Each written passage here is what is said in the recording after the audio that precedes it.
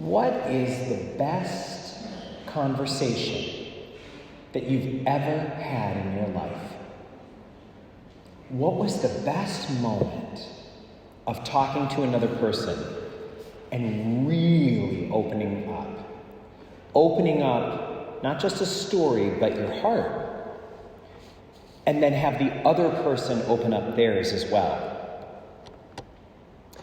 We are getting to hear in the gospel about that conversation for Mary. The best one she ever had. It was with Elizabeth, and this was not chit-chat. This was a soul-to-soul connection, and neither of them will ever forget it. It says that Elizabeth felt it so deeply that the infant in her womb leapt. That's how powerful this moment was. And of course, the infant in her womb was John the Baptist. Sharing soul to soul without any armor on is always a vulnerable thing, because you're sharing what is most precious to you. You're making vulnerable to someone else the most precious thing you have to offer, the most tender thing. And that is why the greatest gift that you could give someone is not a car or diamonds or a vacation house somewhere. It is the gift of self-disclosure. It's the gift of telling another person exactly who you are and what you feel. And the reason it is the greatest gift is because it is the most costly. It has the greatest risk. No mortgage is as risky as sharing yourself soul to soul with someone. Adam Feisthamel, the seminarian who's been with us all summer, knows a little something about risk and about doing things that are risky.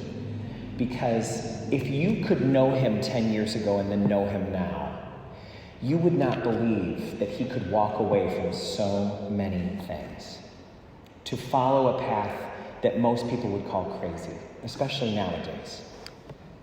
This is his last weekend with us. And so sometimes that's the best time for us to recognize when it's time to go soul to soul. We know that there's no time to waste.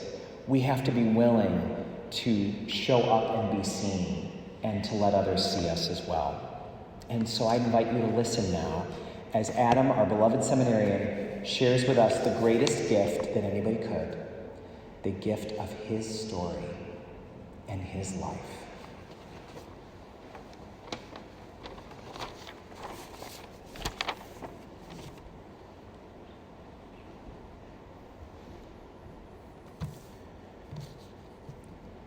So people usually express interest in hearing how someone decides to become a priest.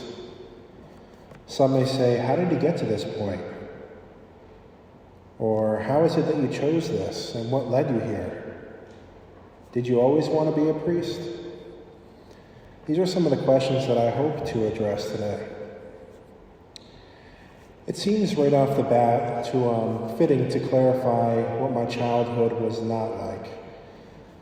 Many people may think that a future priest had a childhood that was pretty much saintly, where he went around like a little saint, never get in trouble, or that was not my childhood.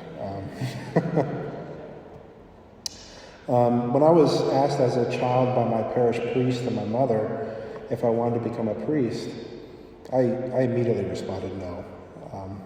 I rather wanted to be a veterinarian at the time. And I never really gave it another thought until much, much later, until I was 24 years old. In my late teens, as I gained more independence from my parents, I ended up choosing to fall away from the faith a bit. I got mixed up in some crowds that didn't necessarily lead me towards God, but rather away from God. But despite that, God was still there, and I had my faith always there with me.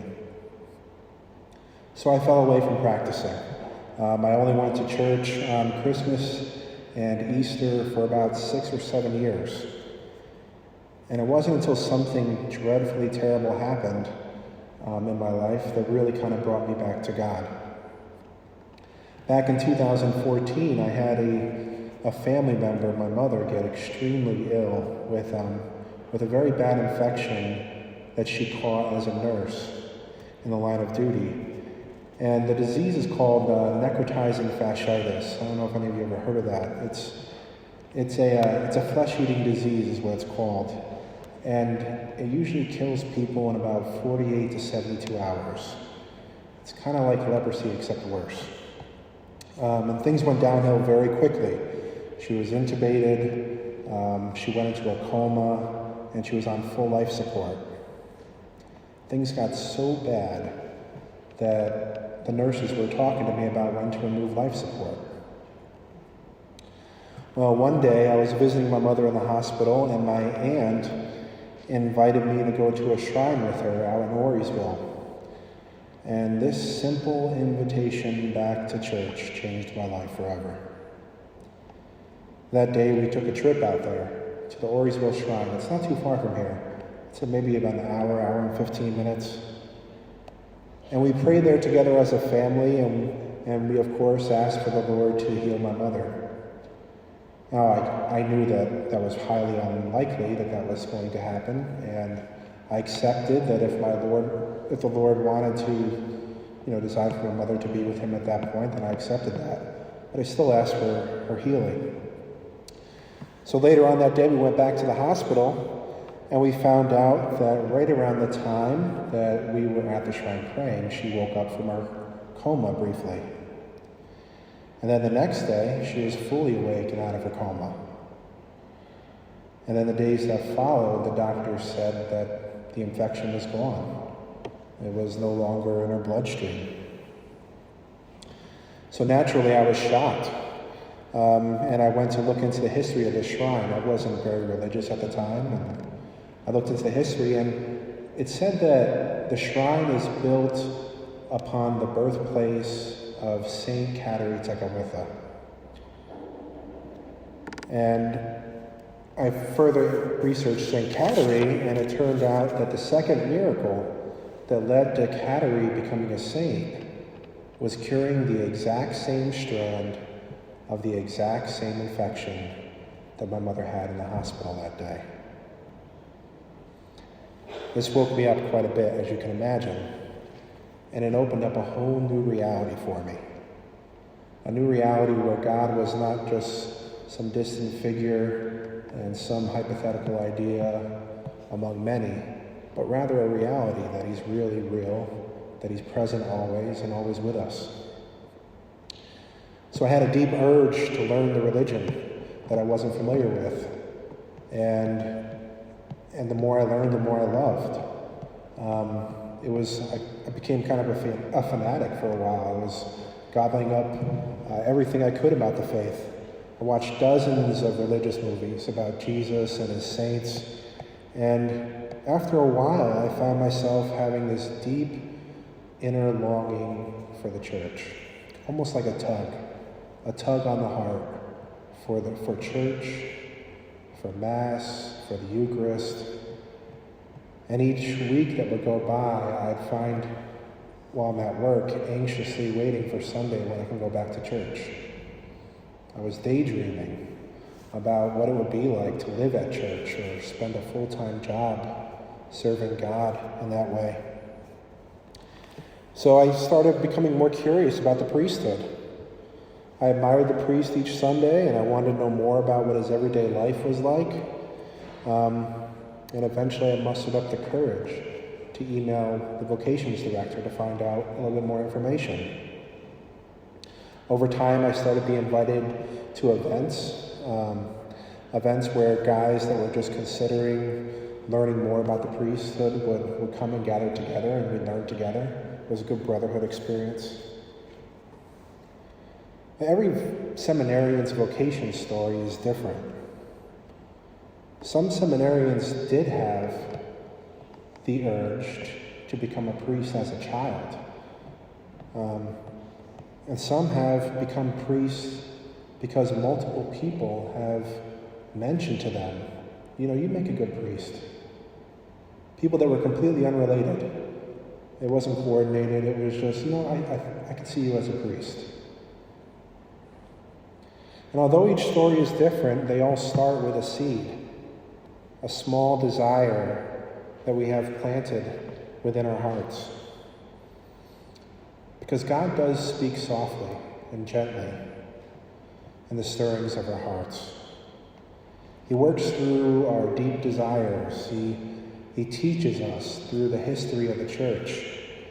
And he speaks to us through other people. What is God stirring in our hearts today? What is he calling us to do? This weekend is my last weekend that I will be here, as Father mentioned, in Cooksaki, and I thank Father Scott for the opportunity to tell you guys a little bit, a small tidbit of my journey here. My time here has been wonderful. Since arriving, everybody has been so welcoming and so generous and friendly. It's made the transition to a new place that you're not familiar with quite easy and fast. The time has flown by. I was saying a couple people before Mass, I can't believe how fast this summer went by. I feel like I've only been here a month and it's already been 3. I've enjoyed visiting all your vibrant prayer groups that you guys are involved in, meeting up with people for lunch and dinner and working with the staff at both different locations, and also being able to have Father Scott as a mentor and friend has been wonderful. And I honestly wish I had more time here. However, I do know I need to go back to seminary so I can get ordained someday. God willing, if all goes well, I'll be ordained a deacon in 2023, and in 2024, I will be ordained a priest. I hope to see as many of you as you would like at my ordination, and as I move forward, I promise you my prayers. I pray for this church and all you parishioners. Please pray for me as well. Thank you, and God bless.